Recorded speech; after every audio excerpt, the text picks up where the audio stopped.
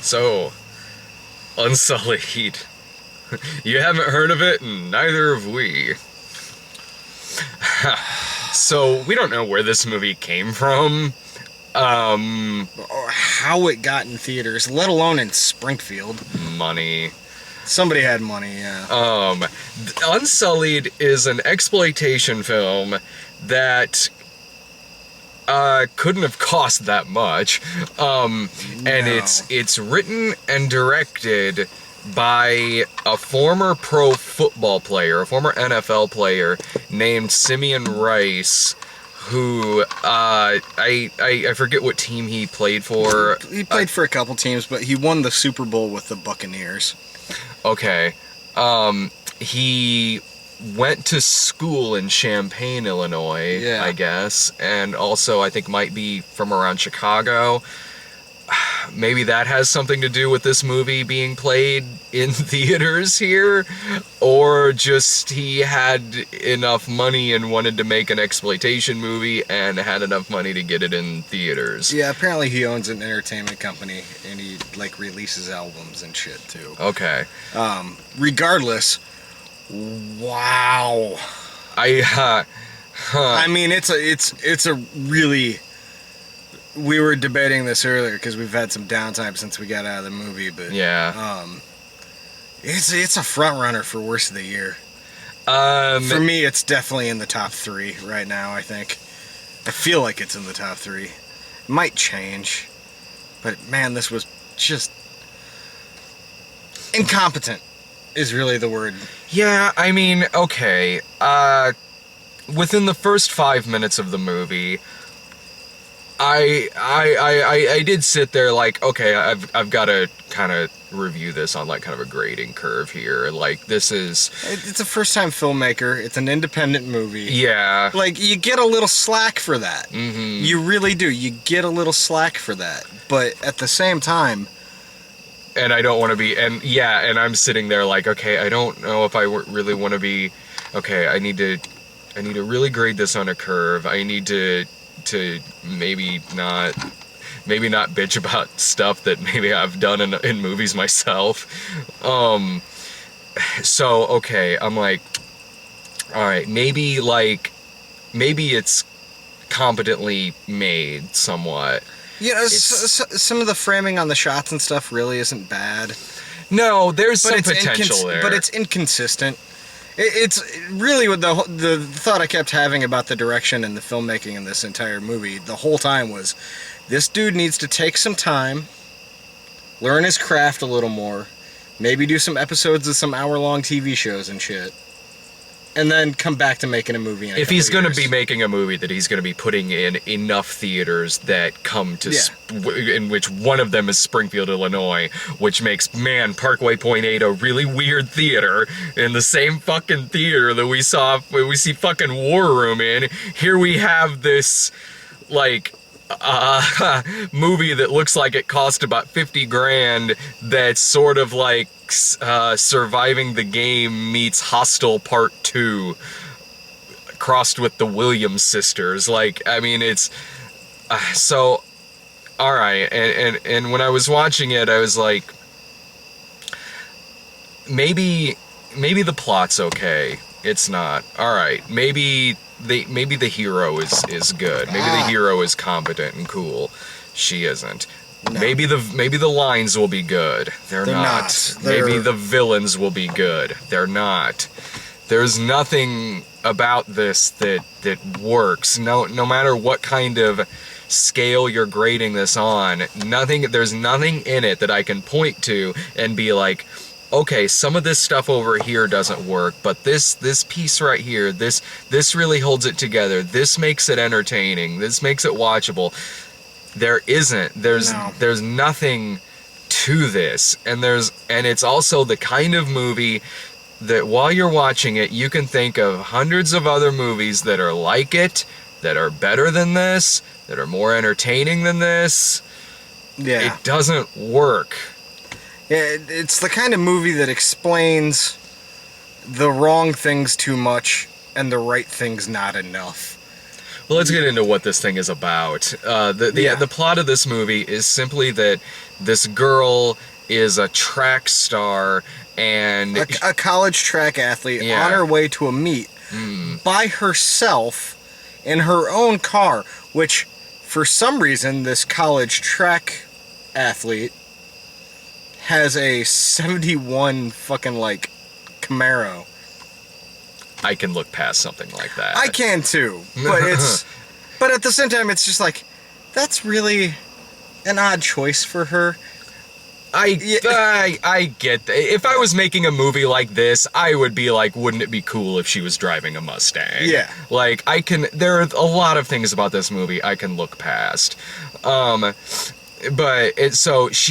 car ends up breaking down in the woods, and there are two wealthy white dudes, rich as shit, that basically do hunting in this area, in which they kidnap locals and rape them and then set one of them loose so they can go out and hunt them. And they have enough money to where they buy off the town, which honestly really doesn't take them that much money. No. And the weird thing is, it's like the filmmakers can't decide whether the townsfolk are in on it or not. Mm-hmm. You know, because throughout 90% of the movie, you're like, okay, the townsfolk are in on this, and they're getting bought off for $1,000. Yeah, like $1,000. Like that's not worth your fucking soul, man. No, like it's weird. Like it gets brought up a lot that the like people around this area have gone missing, but since people like the sheriff and other people in this town aren't in on this whole thing, it makes it really weird that they haven't put it together that these two guys with these ridiculously fake southern accents, in the movie they're supposed to be fake southern accents, but my god, it's like, wow, you're not from around this part, are you? Like, it's like half southern accent, half sort of British, like, okay. It's pretty uniquely terrible. And so that's what this movie is. She ends up getting kidnapped by him, and they end up trying to do this stupid thing where they kind of make her look like a bitch because, like, there was a guy who came up and, like, offered her help, but she said no and shrugged him away, which of course she did. The guy looked kind of creepy and was driving a windowless van. Like, yeah, okay. Anyone would have done what she did in that situation, which is to just kind of be like, no, I'm okay, thank you. And then these two guys come along, these clean cut, one looks like Brad Pitt, the other dark hair. They're both kind of fit. Look like Dime Store Tom Hardy a little bit. Yeah. I mean, they're both fit. They both look like models, and they pick her up and immediately, well, not immediately, I mean, they telegraph it hardcore that they're about to kidnap this woman by asking her if she's alone, asking her really intrusive questions, and then they like chloroform her. And she wakes up, and she and like the waitress in town have been kidnapped, and the waitress gets raped in front of her, and then so the girl ends up escaping, and the rest of it is just them hunting her.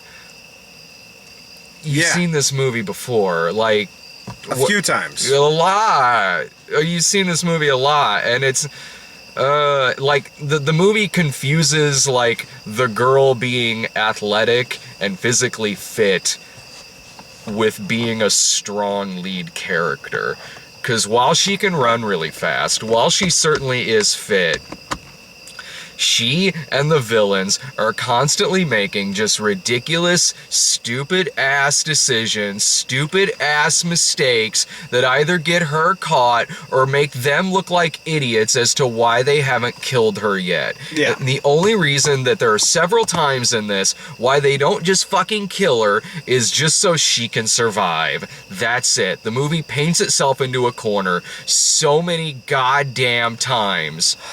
Like, whether she's jumped off of a fucking cliff, or if she's swimming, or if she's just walking away. There are countless times in the movie where all the villain has to do is pull out a gun and just fucking shoot her. Again, whether, like, she jumps off a cliff, she's swimming in the water, villain could point his gun down, boom, boom, boom, boom, boom. Doesn't. She's swimming away, all he has to do is shoot at her. Doesn't. She gets her leg caught in a fucking trap and is hanging upside down. Yeah, and he cuts her down without any thought. Uh-huh. And then another time, she gets choked out and put in the back of a boat, which was, before then, not mentioned at all. And she's just laying in this back of this boat, supposedly unconscious from being choked out, which, quite honestly, doesn't knock you out for that long. And he didn't bother to tie her up or anything. No, she's just sitting there. And of course, she gets up, jumps in the water, and gets away. Yeah. It's the villain... To prolong the movie. Yeah, only so she can live. The movie paints itself into a corner like this so many times just so she doesn't instantly get killed. And she's an idiot in this movie too. Like, yeah, the villains are stupid, but she's also a fucking idiot. She's on the run from these fucking guys in the woods and just has a flashlight going every other which way, and then starts a fucking fire, and almost goes to sleep in front of it 30 seconds after getting away from somebody. Yeah. And of course... Sorry, guys, I'm still playing with this light setup, trying to figure it out. Trying to figure things out for the best possible way, you know? And so, of fucking course, like, 5 seconds later, she gets caught. Oh, yeah.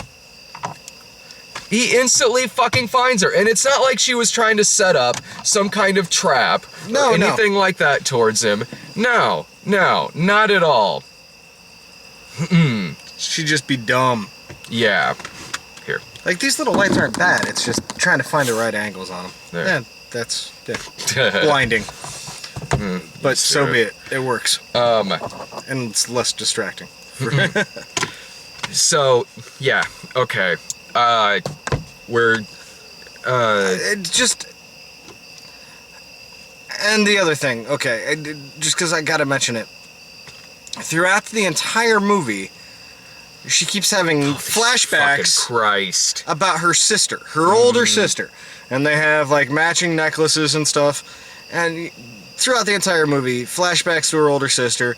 Sister's missing or gone or dead, or you're never quite sure until she's rummaging around for keys in the killer's house and finds her sister's necklace. It's randomly in some fucking tool chest with the keys to this dog cage that the other girl is being kept in. Which those dog cages are not sturdy enough to keep a human being locked in them. All you have to do is fucking stand up and the fucking thing will fall apart. Most likely, yeah.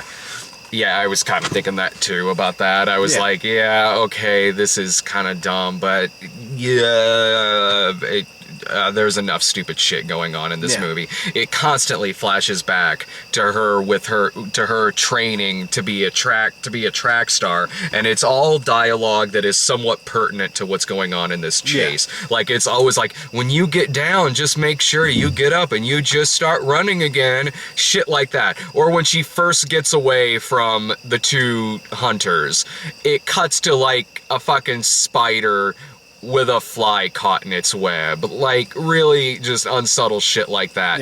And it's when she's hiding from them. It cuts to her, a flashback to her and her sister playing hide and seek. This is just hack fucking bullshit. No, it's really what it is, and it's first time filmmaker shit.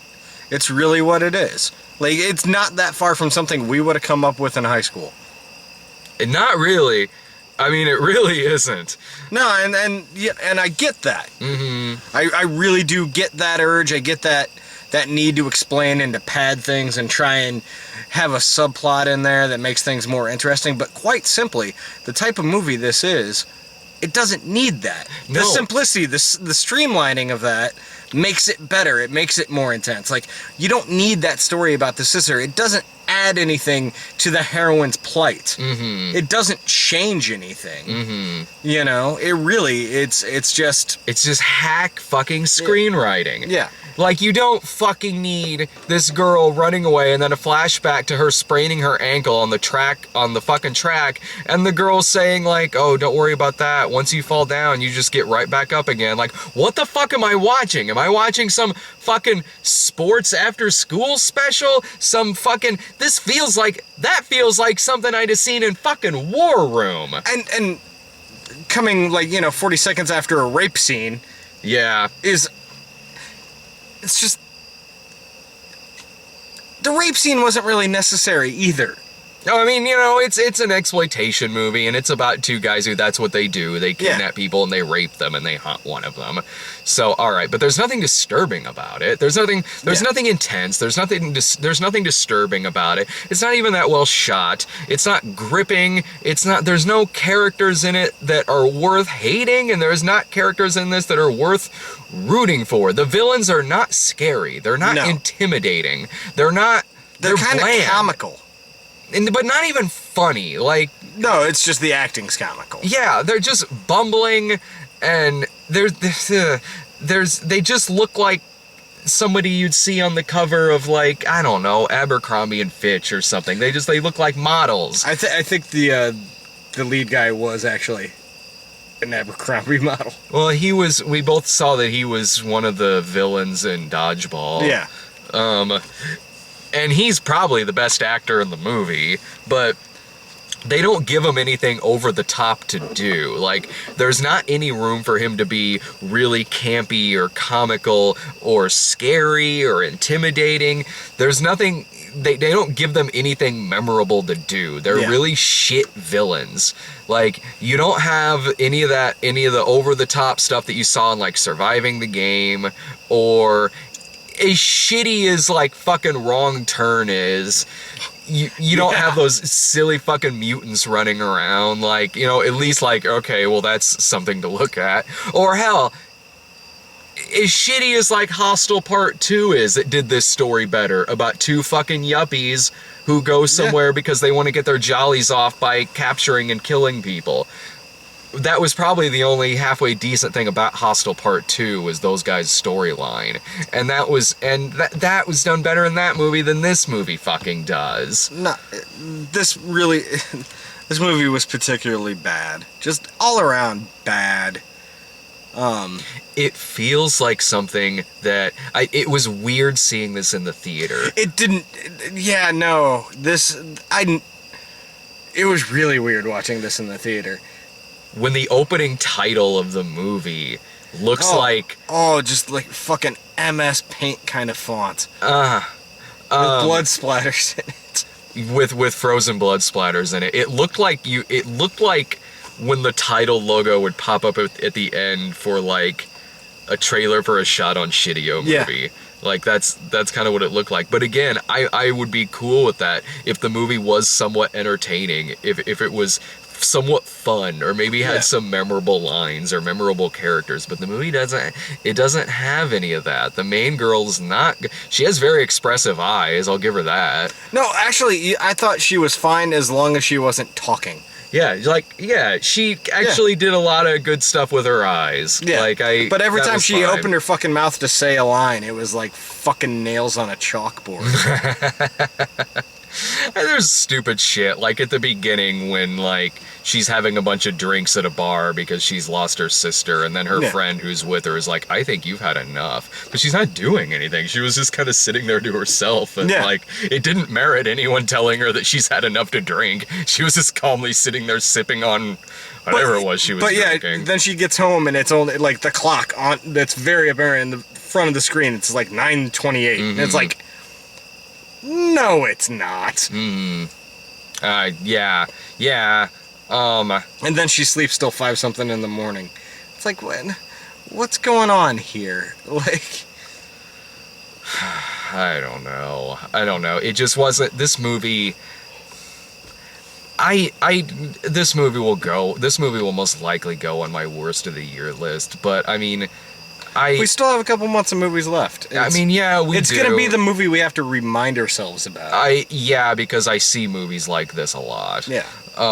This doesn't feel like something we should have been in the theater seeing. This honestly, it feels like one of two things. Like that movie you would come across on, like, fucking Netflix that maybe has a funny picture on it. Yeah. And you watch it and it's... it looks like it was shot over a weekend with some friends' equipment. Like, I mean, I get that. I do. Believe me, I do. But it's just not... what we do. Yeah. It's just not a very good example of that. And also, it feels like... something like... like you'd be cruising the new release section at the video store, and there'd be like one copy of this on the wall, and it'd be like, oh, what's this one copy of this movie about Sasquatch on the wall? Like, okay, all right, let's check this out. It feels like that. It's so weird that this was playing here. It's bizarre. I mean, we get this movie, but like the Babadook never made it to Springfield. Like it's so odd that this came to Springfield. I'm curious how many fucking theaters this movie went in. Like I am. Like, is it primarily playing in the Midwest? Is it primarily playing in Illinois? It's bizarre. It's bizarre that this movie is playing here. And it also is weird in the fact that this movie has like a message that's completely the opposite of the one we saw last night. Yeah. This movie frequently has characters praying, and then other characters will be like they'll be like, you got to do more than just pray. You got to get up and actually fight, which is totally the opposite of what the movie. I turned and said that to you in the theater. I'm like, that's not what the movie last night said. Make up your mind, Parkway Point 8.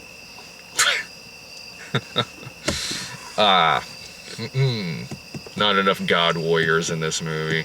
Though there were plenty of RVs in the parking lot to see War Room. We were the only ones in this theater. This fucking movie, not only were we the only ones in this theater watching Unsullied, the fucking guy at the box office had no idea what this movie was. Do you guys know what that's about? We're like, no. Dude, your guess is as good as ours, man. Like, I've not seen a trailer or still shots for this fucking thing. I just heard about this movie the other day. Hell, they didn't even have, the theater placards for it. It was just a piece of paper with Unsullied typed on it. Yes! Yes, that'll probably be like the thumbnail I use for this video.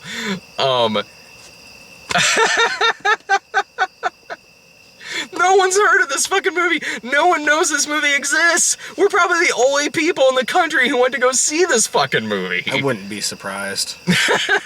I love the guy who had no idea what the fucking movie was.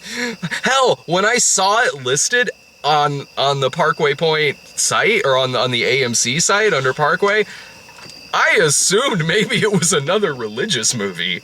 Like with a name like Unsullied and like, I don't know, it's kind of just what I assumed. I didn't figure it was gonna be some like silly exploitation movie that just happened to come to town. Fucking weirdness. I tell you what. This movie isn't worth recommending at all. No, this was horrendous.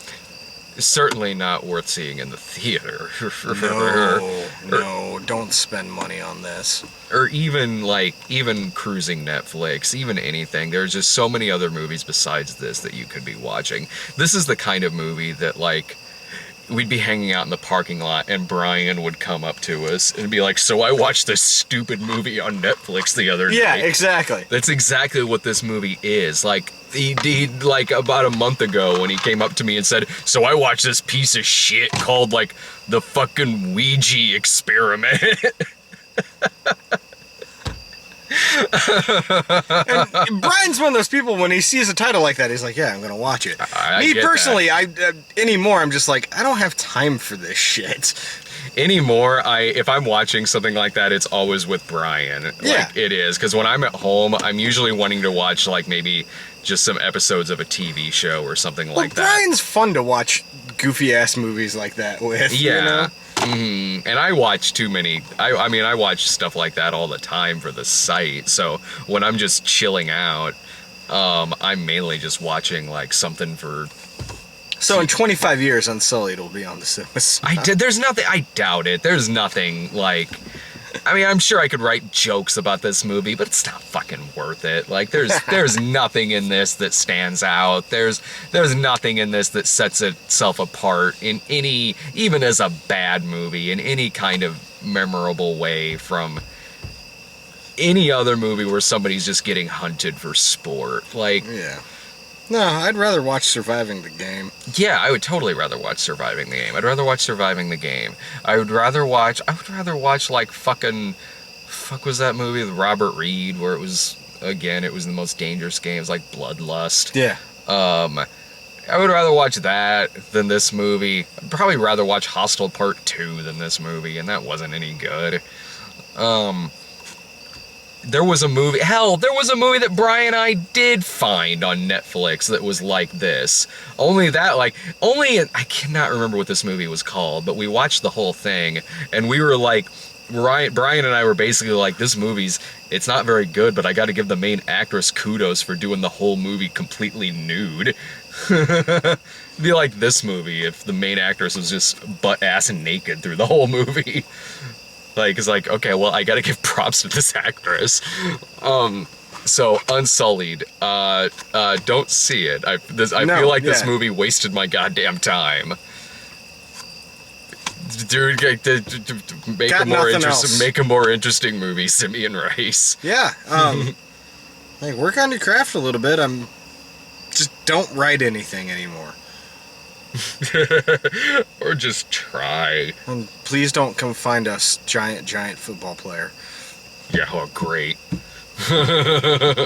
See it.